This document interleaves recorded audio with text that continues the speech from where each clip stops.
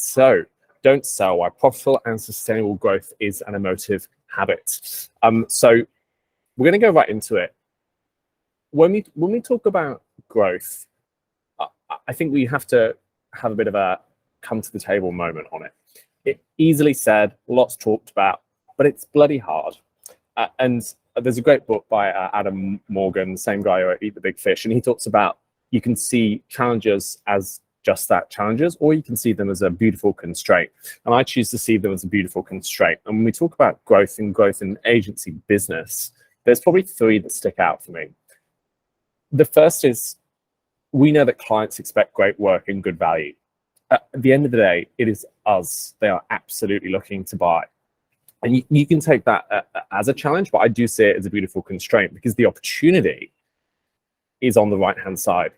We know that investment, therefore, in new product is table stakes in the market that we operate in. And therefore, how do we differentiate? It's not actually on product. I think a lot of agency leaders talk about product as if it's the be-all and the end-all. It's actually not. Investing in your EQ, not your IQ or general mental ability, that is one of the routes to being the most valuable agency partner in town. And we're going to talk about it in a lot more detail. Another beautiful constraint is 95% of the B2B audience is not in market at any given time to buy. Again, you can see that as a challenge or as a beautiful constraint. The way I choose to see that is it actually therefore enables us to spend the max effort at the right times rather than max effort at all times, which is exhausting. And we'll come to talk about that in a bit more detail. And the final one, people like myself, CMO tenure is now less than 18 months on average, which is pretty shocking. It's one of the lowest tenures of any board or C-level appointment. And so the flip side and the opportunity for an agency looking to grow is if we actually understand the senior client human pain, not just the business pain, we can actually develop longer term sticky relationships, as I've called them, but at the end of the day, high value shared relationships. So that's the sober reality, but sobriety doesn't have to be boring, would be what I would say. And we'll come on to talk about that. So if you're on this call, you clearly all have a level of business acumen, and I want to congratulate you for being on the call because you clearly come from businesses that have had a good level of success. So well done is the first thing I would say. I'm not here to tell you how to suck eggs, and far from it, that would be very condescending. What I am here to do is introduce you to some thinking that perhaps you haven't experienced when we talk about growth and maturity. Now, this is a really simple model that I've used before, which talks about growth habits, growth systems, and growth emotional intelligence. So we're going to unpack them together step by step. Now, I don't know all of your businesses and the levels of maturity.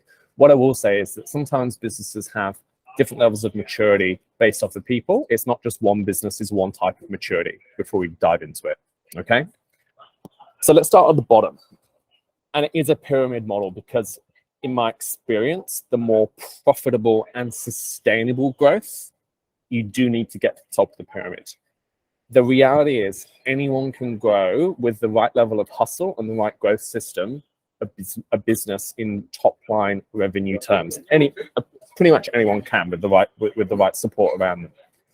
Very few can do it in a sustainable, profitable way. And that's this maturity framework. And that's what it unlocks. So at the bottom of the pyramid, growth habits. What is that? So if you come from an entrepreneurial business or founder-led business, that's simply when you bolt on similar services to clients that are either in your immediate network or just on the periphery of your immediate network. New business and growth in this form is an unstructured organic habit. Now, that doesn't diminish the value of that. And many businesses, of course, rely on that to start with. That's very normal. Cost of new customer acquisition is high, no matter how you cut it. And this gives you that baseline of recurring revenue. I'm not going to dwell too much on this because a lot of you will instinctively know this. I am going to dwell on how we progress and how we mature from a growth habit to a growth system, and then from a growth system to growth emotional intelligence, which I believe is the route to the most sustained and profitable growth in the long term. Okay? So how do we go from that habit to a growth system? So there's various books out there that I'd recommend, or frameworks. The top one I'd recommend is this one called Metronomics by a lady called Shannon Brown-Susko, who is really, really practical, and I'm all about pragmatism. So going from a habit or growth habit to a growth system, in a nutshell, you do need to develop an efficient way to match the features and benefits of your products to prospects. You need to leverage your broader network, not just your immediate network, and do that in a way which is not just all about you, which is sometimes hard in a founder-led business. Growth in new business, therefore, becomes a core organizational competency, and you get that top-line revenue growth. And we'll go into some detail in the next 2 slides and what are some of the key things to go from having lots of growth habits, those organic, unstructured habits, into that formalized system. So we'll go into that in a bit more detail on the next slide.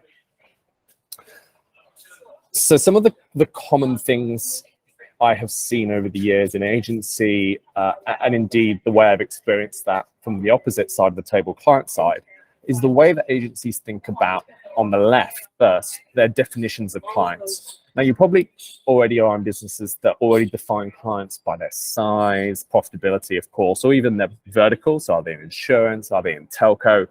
I would encourage you, though, to not exclusively do that. And what I mean by that is a healthy business has a range of clients by type.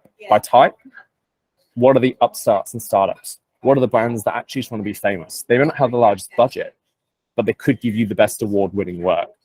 Do you have any local brands? When I was running an agency in Queensland, it was really important to us from a sense of pride to have local brands, not just national and international accounts.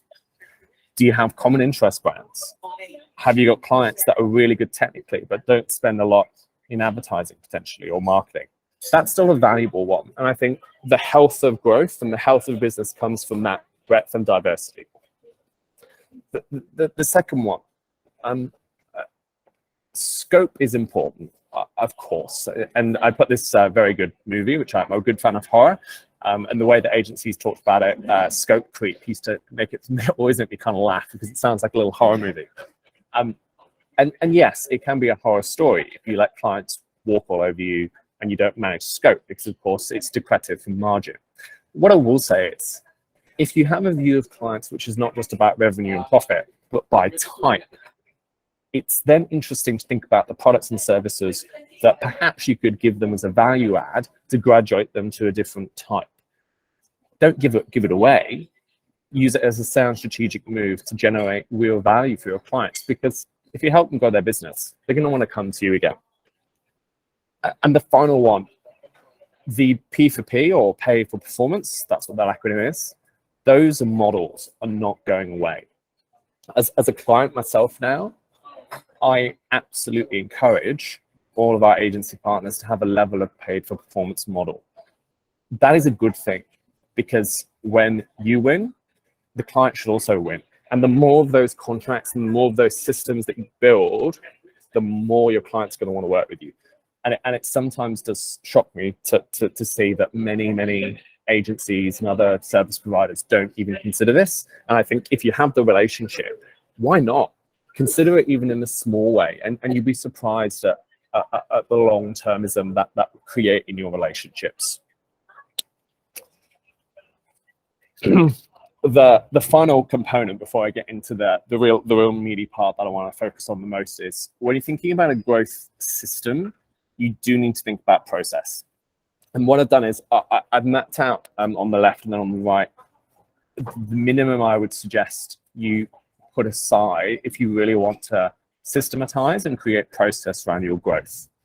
So that there's broadly the 6 areas. 1, current clients, the way you event the network, how you map your approach, your product development, your industry engagement, and your content development.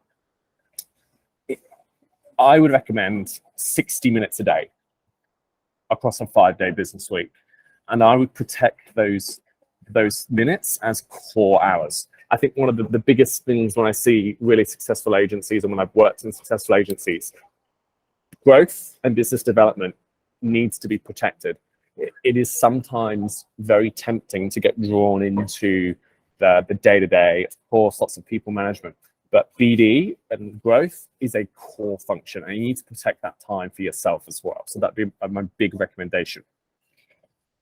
When it comes to the bits, I've recommended a split as well, which is what I've seen as best practice over the years.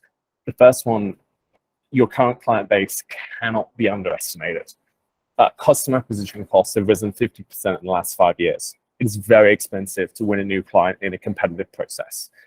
So I use this tentatively. Exhaust the opportunity on your existing clients first, and the security of clients will get you obviously new business. But I'm surprised sometimes how lots of agency partners will go external without having really thought about the value of their current client base for referrals and other services.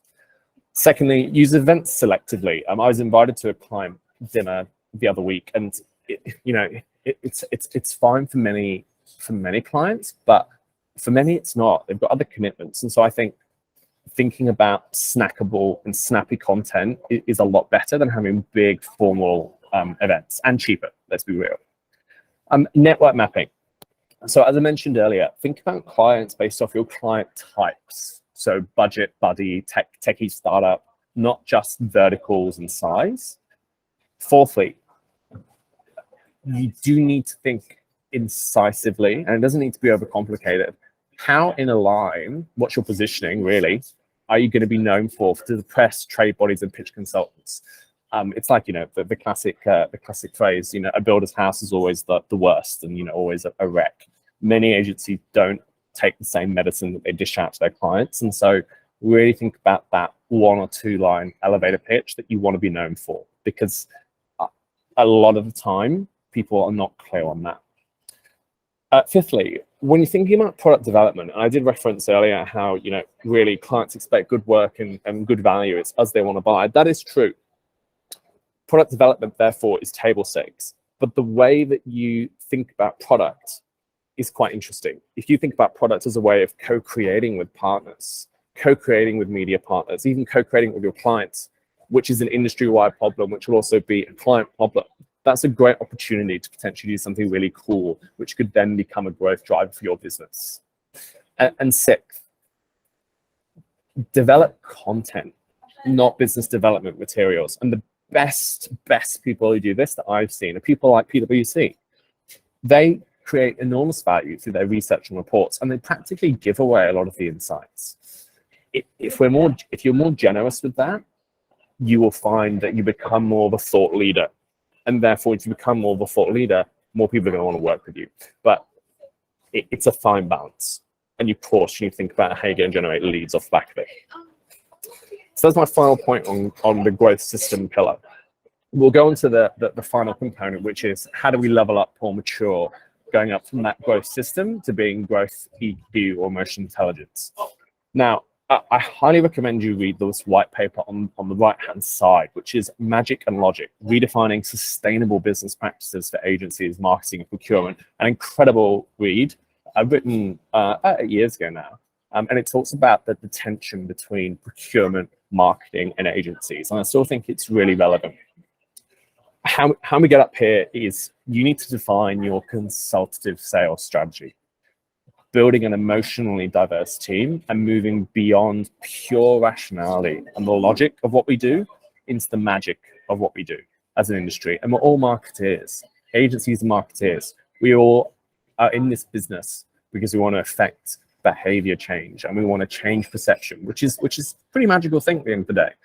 And sometimes those things can't fit on a spreadsheet, but you're going to have to put them on a spreadsheet somehow in order to get some bits of business. So it's worth thinking about the way you sell emotionally and not just from the rational parts of what we do, especially in media with the drive to automation. And as I said, if we get to this level, my experience is this is the real profitable and sustainable growth. Okay, so what does that mean?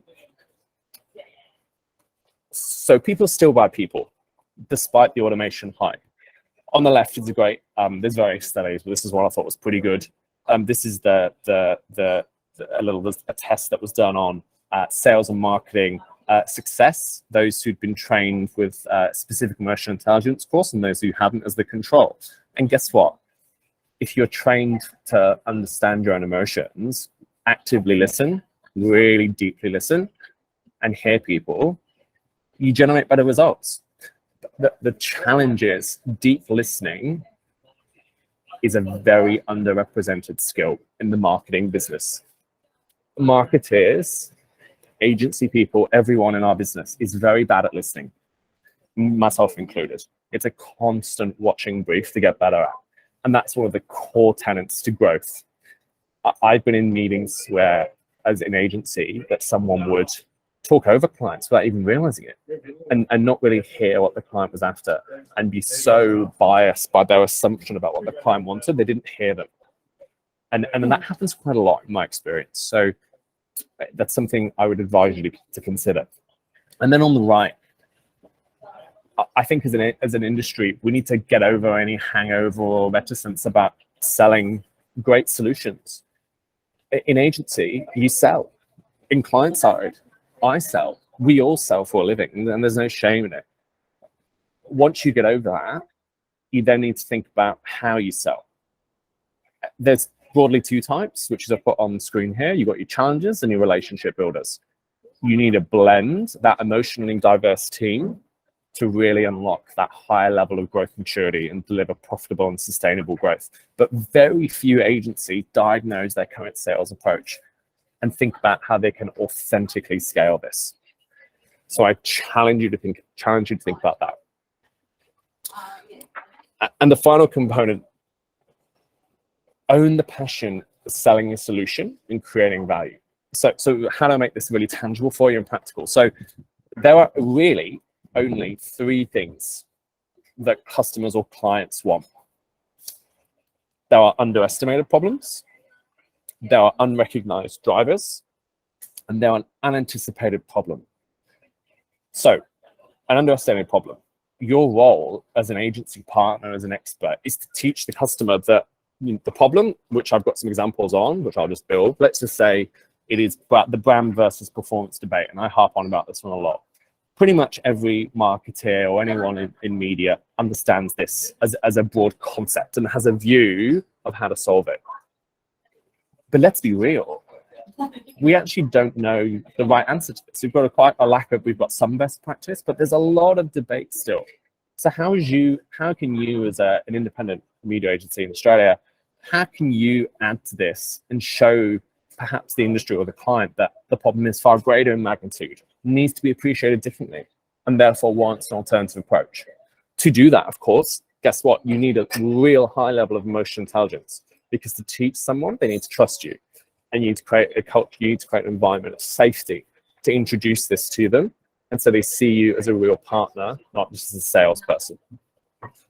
The second example, unrecognized driver. So cookie depreciation is a great one. We all know that there is a problem, and we have an understanding of that. But really, do customers have an understanding of the solution? I don't think so. I'm a marketer, and I have a patchwork view of the solution, and I make it my business to be well read on it. But I don't have the golden bullet. No one does. So that's another really interesting way in to help with growth, but through the lens of the problem, leveraging emotional intelligence. And then the final example, which again is a great way of applying some of those EQ techniques I talked about, is an unanticipated problem. So one of the things that I just thought of when I was writing this is social commerce and the impact on non-social commerce. That's going to be massive.